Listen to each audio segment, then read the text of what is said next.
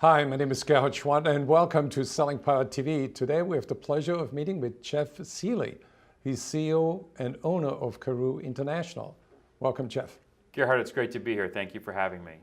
So let's dive into the skills that salespeople need in order to survive and thrive in today's economy. When we look at Amazon Nation of America right now and what's going on, they're in everything. And we look at sales, and salespeople think that they're going to be Amazoned out of their careers.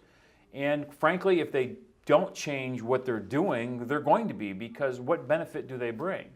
But the reality is, when you look at Amazon or Watson and the ability to do data analytics, all those things are really great. But the human condition and the human condition in selling requires someone to take all that data, interpret it, and then understand how to do something better for their customer. And that's where great sales professionals come into play. And you and I have both spoken over the years about the number of sales professionals is going to go down over the course of the next 10 to 20 years.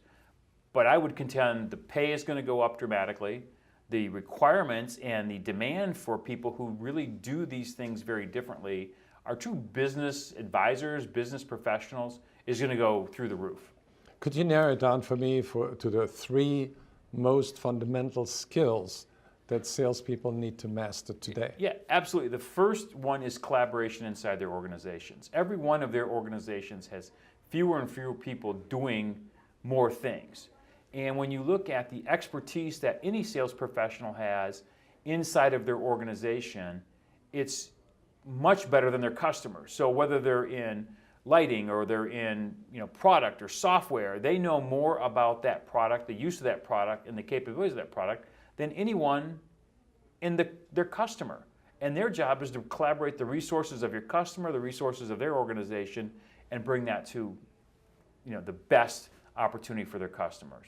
The second is they have to have empathy. They have to understand what's going on in their customer's world. It's no longer walking in, I've got something to sell.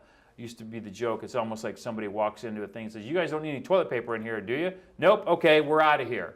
Well, those days are gone. It's now, how do you engage with your customer in a way to understand what their customer's doing and how can they impact that? How do you define empathy?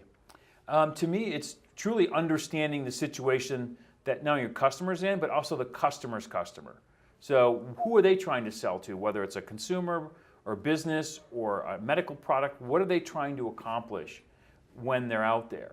Is empathy a logical function or an emotional function? I think it's a combination of both, because our human condition requires us to be logical about it, not to be incorporated into our own world. So that's the logical condition of it. The psychological condition is being able to be transparent about what's going on in the world. And so they need to seize the dimensions of the pain levels in the organization. Absolutely. And the other side of this too is that when you think about it, technology is driving us further away from our customer, not closer.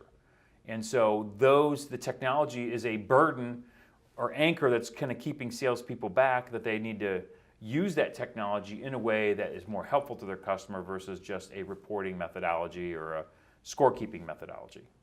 So collaboration, empathy, what is the third? The third one is really our ability to understand what's going on inside the customer's needs. So what are the things that they're driving for? What's not only their inspirational and their aspirational needs, but where are they trying to go and how can we help them go there?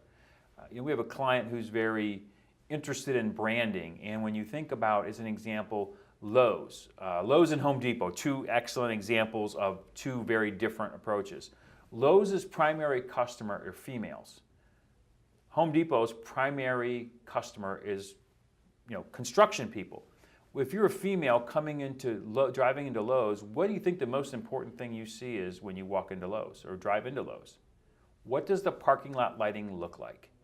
If it looks, not distinctive or not safe, you're going to keep driving. Well, you think about the United States, 6 months a year, most people are walking into Lowe's in the dark.